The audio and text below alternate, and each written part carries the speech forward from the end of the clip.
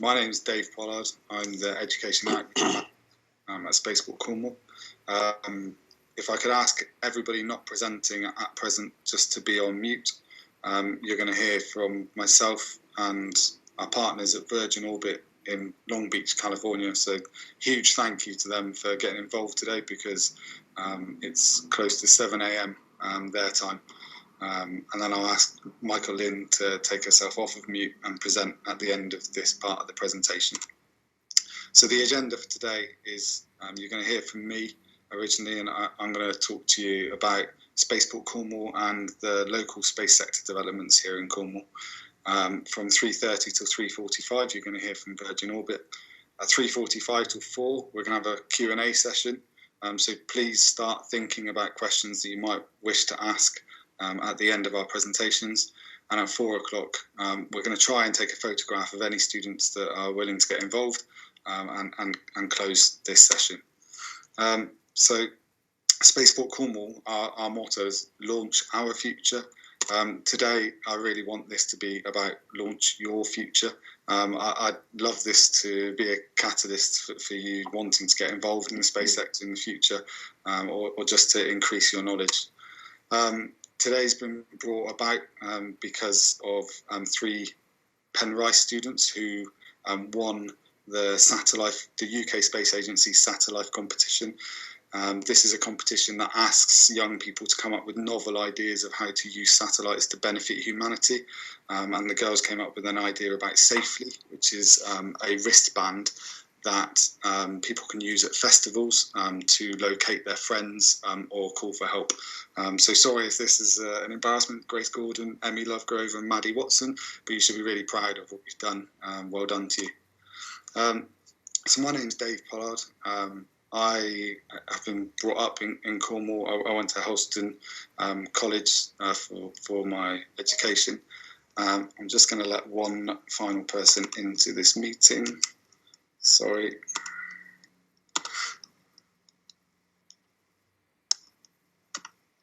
There we go.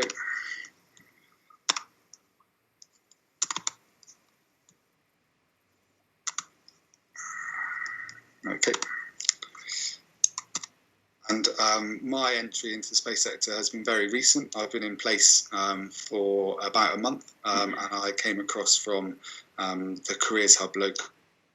So I've had no experience within the space sector previously, but I worked with space sector organisations a lot in my previous role, and really had the passion to come across. And I hope that shows that you don't necessarily need to have had experience in the space sector previously to then come and work in it. You need passion and drive and skills that are needed.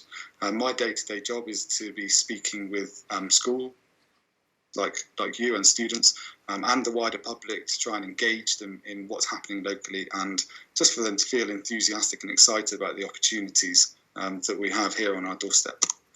So what is Spaceport Cornwall?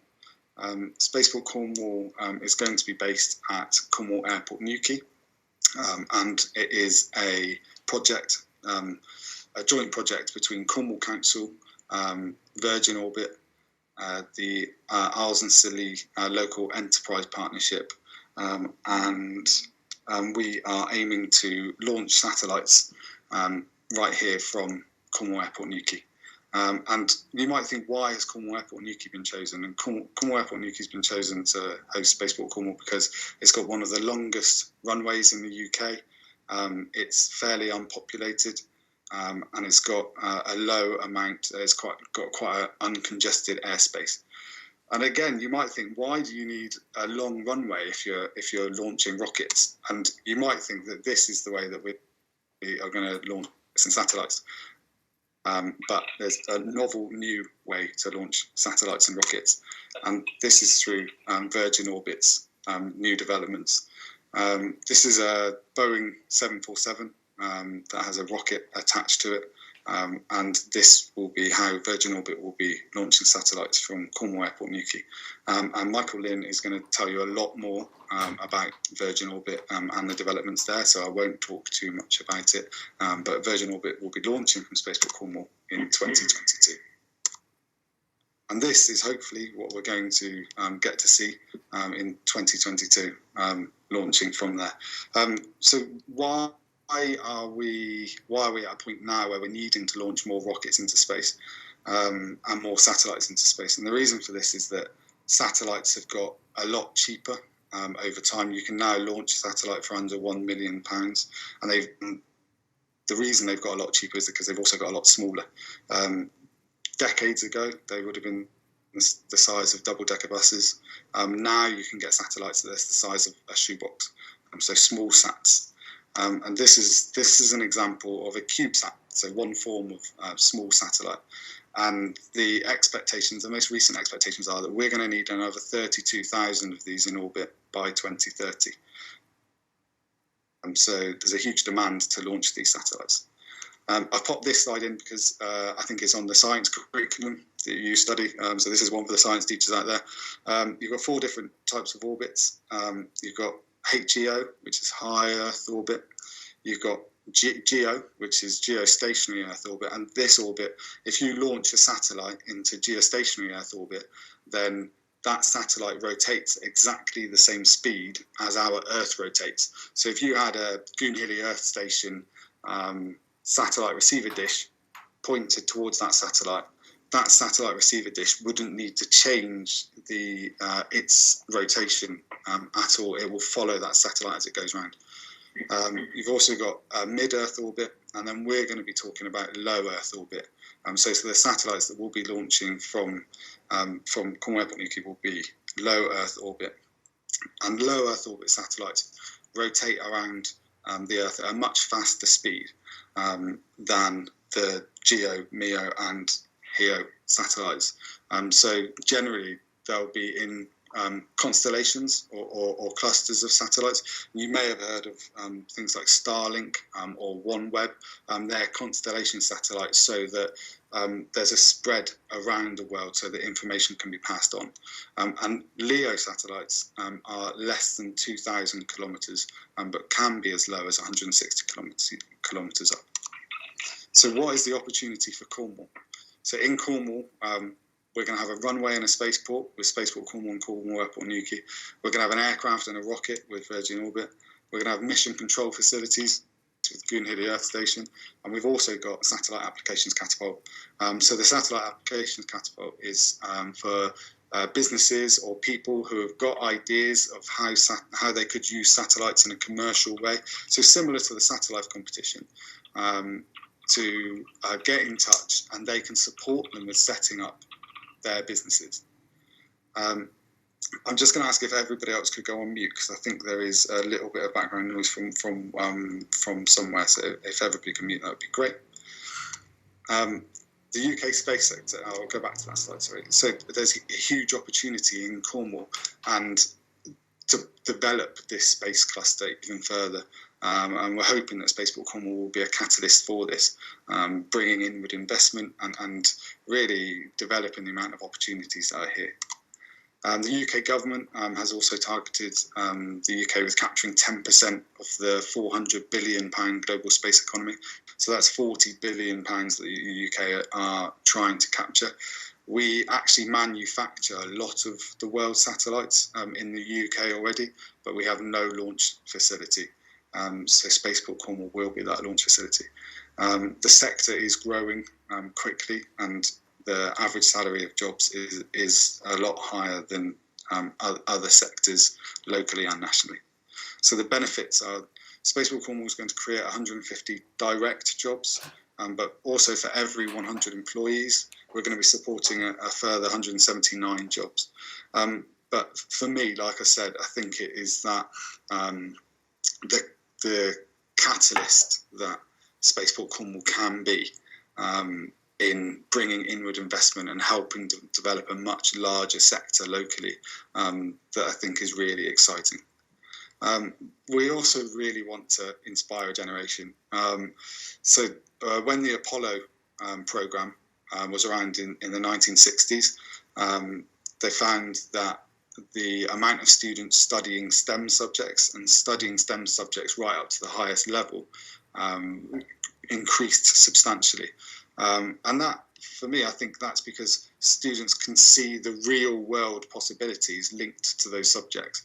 And we're really hoping that from doing things like this, talks to you now, you may get an interest in this area, and you may continue your STEM learning. Whether or not you go into the space sector in the future, you may decide not to in the future, but if you keep on studying your STEM subjects up to the highest level, then it'll give you a lot of opportunities. So what is the opportunity for you? We're talking about future job opportunities, and we're not just talking about astronauts. Normally when we talk about job opportunities in the space sector, the first thing people think about is astronauts, but we're talking more about what's on the other side of this screen. Some of these I'd like to focus on now. So we're talking about spaceport operations, spaceplane and rocket systems, payload integration and propulsion systems. If we're trying to get 32,000 small sats into orbit by 2030, we're going to need a lot of these skills. We're also talking about aerospace engineers. I think it's widely known that engineering across all of the engineering sectors are in short supply and really high demand. And you're going to have the opportunity in a minute to hear from 3 Virgin Orbit engineers who will hopefully be able to share some of the information about what they do on a day-to-day basis and just highlight how exciting engineering can be. And for me, one of the really exciting areas is sort of downstream application development. We're all using applications more and more in our daily lives. Homes are now becoming smarter, whether that's using an app to control the heating within your house, or whether it's using something like Siri. The amount that we use downstream application is going to be greater and greater, and if you can come up with a novel idea of how to use some of that data coming down from space, then it can be a fantastic business. In Cornwall and Isles of Scilly, we've seen a 164% increase in the amount of space-related businesses in the county since 2010. We've now got more than 50 businesses and more than 250 employees in the county. In 2018, 2019, it had the highest advertised average salary in Cornwall, and regularly has higher average salaries than other sectors. We've got high year-on-year growth, and there's a wide range of opportunities, both upstream and downstream. So when I'm talking about upstream, I'm talking about the engineers, the spaceport operations, who are actually putting the satellites and the rockets into space. When I'm talking about downstream, we're talking about using the data that comes down from space in a practical and commercial way. That is it from me for now. I'm not going to take questions now, but we're going to take questions after Michaelian's presentation. So I'm going to pass over to Michael Lynn now. Thank you very much. Great. Well, thank you so much, David. I'm going to go ahead and share my screen here. Let's see.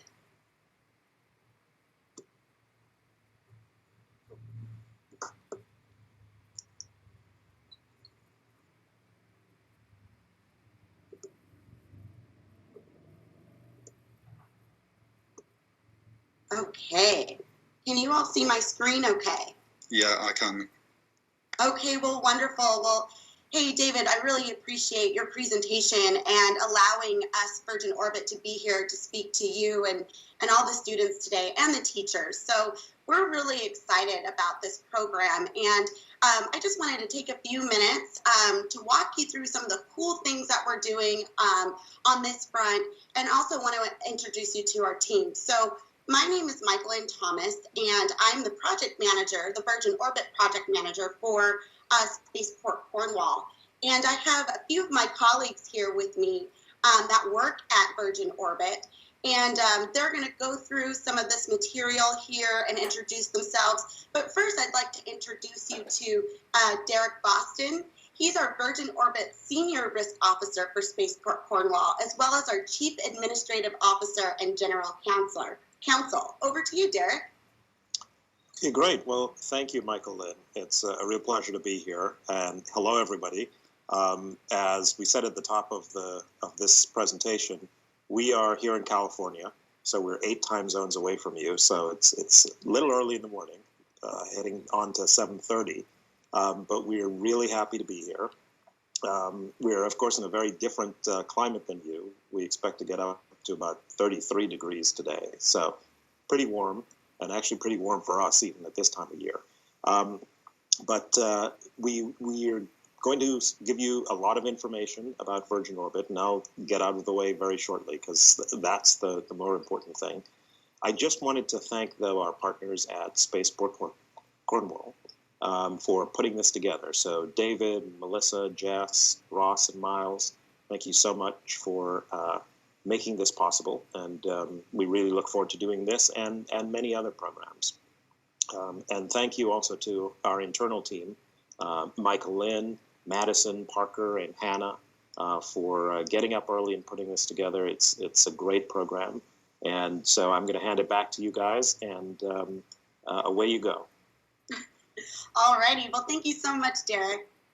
All righty. So, we wanted to share with you who we are, really. And we do have 2 space companies. And on the left here, we are Virgin Orbit, and we focus on small satellite launches. And we do have a sister company, Virgin Galactic.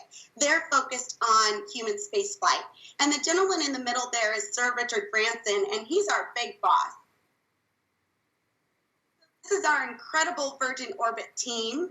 As mentioned, I have today with us Parker Button, who is a manufacturing engineer, Hannah McCullum, who is a senior launch engineer, and Madison Tells, who is a systems engineer. And so here is a picture of our big team in our factory located in Long Beach, California. And this team is actually made up of rocket scientists, engineers, legal professionals, finance professionals, people who work in the supply chain management system, as well as our HR professionals, and many, many more, including people who actually build the rocket. And those are our technicians. Alrighty, and as David described, this is our launch system. So we do have a modified Boeing 747 airplane, which we named Cosmic Girl. And our Launcher 1 rocket is there at the bottom, and that's what we build and manufacture in Long Beach, California. And our sole focus is really looking to provide space launch that is responsive and affordable for a multitude of customers. And here I wanted to show you a picture. So we had our first flight demo back in May, on May 24th. And we took off from Mojave Air and Spaceport. And this is an actual photo of Cosmic Girl when she just released the rocket. And you can see that our engine has ignited there. Alrighty, well, I'm going to hand it over to Parker Button to walk you through the next few slides. Cool. Thanks, Michael. Hi, everyone. My name's Parker. Ooh. I'm going. Am I echoing for other people as well? Yeah, you're echoing for me, Parker. How about now? Can you still hear me? That's perfect. Awesome. Okay. Sorry about that, everybody. My name's Parker. I'm a manufacturing engineer on the Virgin Orbit team. I work in the factory. On the slide here, you can see our launch vehicle, Launcher 1. Kind of pulled apart. So there's 2 stages. The bottom left-hand side of the screen is the first stage, and then the top right-hand side of the screen is the second stage. So each stage has 1 engine each, and they both run on liquid oxygen and basically a rocket grade of fuel. And the whole launch vehicle, everything except for the satellite, is expendable. So you'll see a company like SpaceX landing their first stages back on the ground. We don't do that. We have a smaller rocket, but you can think of our Boeing 747, our aircraft, as a 0 stage of sorts. So the plane will go up, to 35,000 feet. I did the conversion. That's about 10.6 kilometers or so. And it'll drop the rocket. The rocket will go to space, but the aircraft comes back down and lands. So our Boeing 747, that's the reusable part of our system that saves us some money time and time again. A few stats there on the bottom. left-hand side. So the weight is 57,000 pounds. I did the math there. That's about 25.8 metric tons, and then 70 feet is about 21 meters, give or take. And so the best thing I could find to compare is if you took two of those double-decker red London buses and put them front to back, that's approximately the length and weight of our rocket. So give you some comparison there. Next slide, please.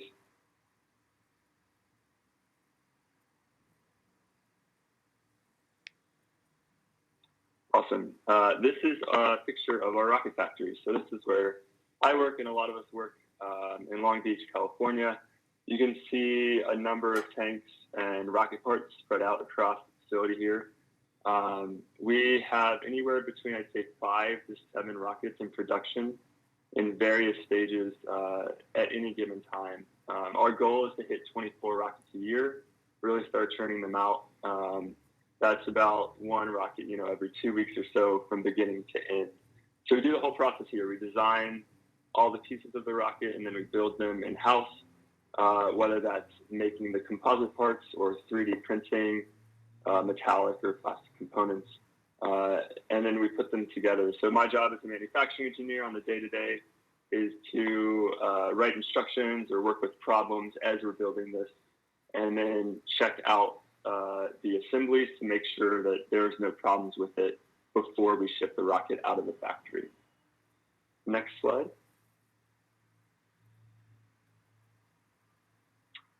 And here's another picture of the factory from a different angle. You can see on the bottom the fairing. So this is the cover that encapsulates the payload, which we'll talk about in a moment. But there's a person kind of to the left for scale.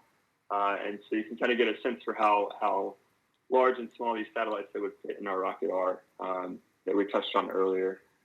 So to the right of the fairing, you'll see one of our stage 1 tanks, which is a larger tank, but towards the back, you'll see some smaller tanks for stage 2 as well. In the back kind of corner in the center, where the picture of the Boeing 747 is, you'll see some windows. That's our office space back there.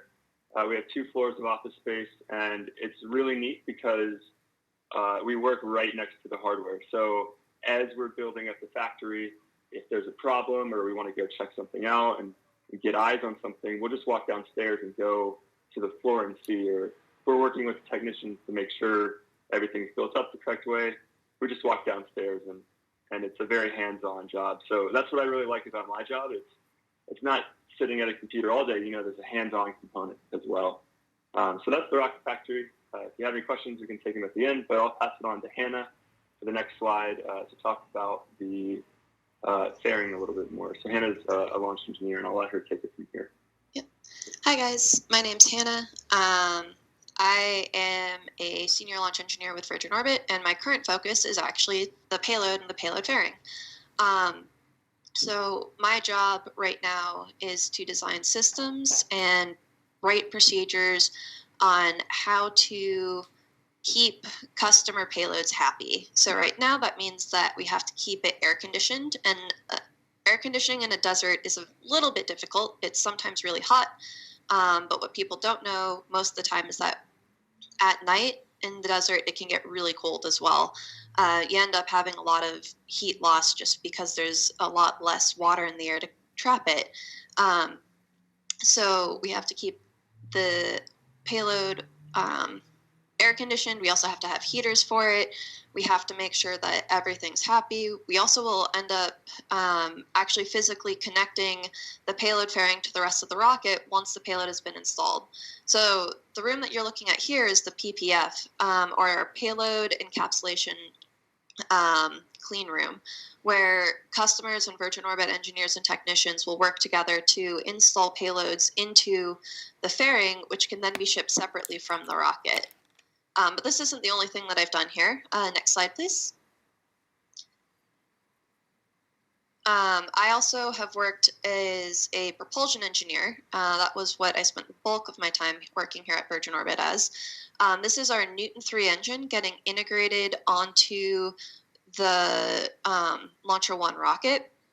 And so this engine is composed of a whole bunch of different pieces. We have different small tanks that provide pressure and fluids to like help control where everything goes. We have things called valves, which open and close and allow fluids to flow and stop. We of course have the fun parts for next slide.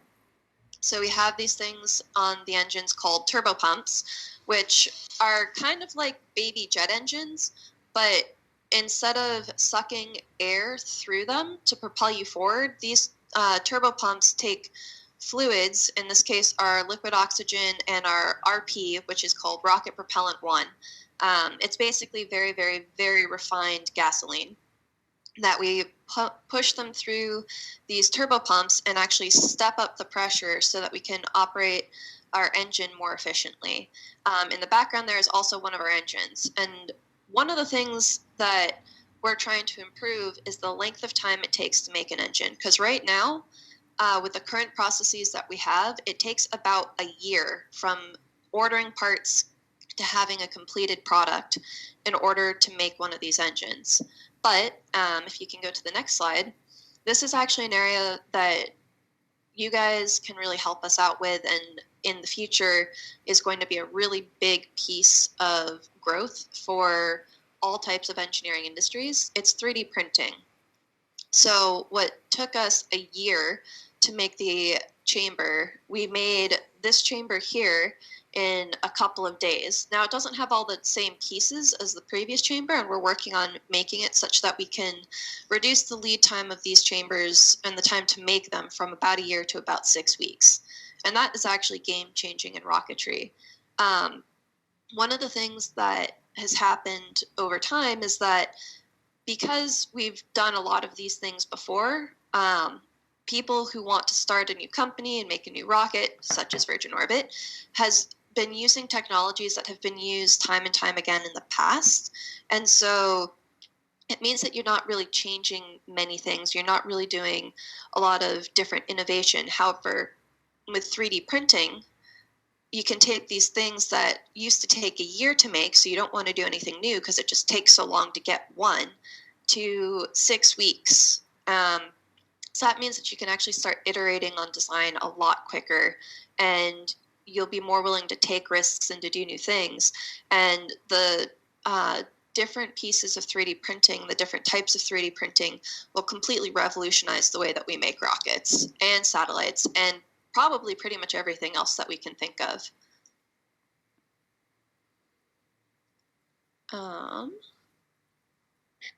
I think it's on to Madison. Yes, it is. So my name is Madison Tellis. I am a systems engineer at Virgin Orbit. And so you've heard my colleagues talk about shipping the rocket. And because it is so large, we can't pack it in a box and send it up to our test site in Mojave, California.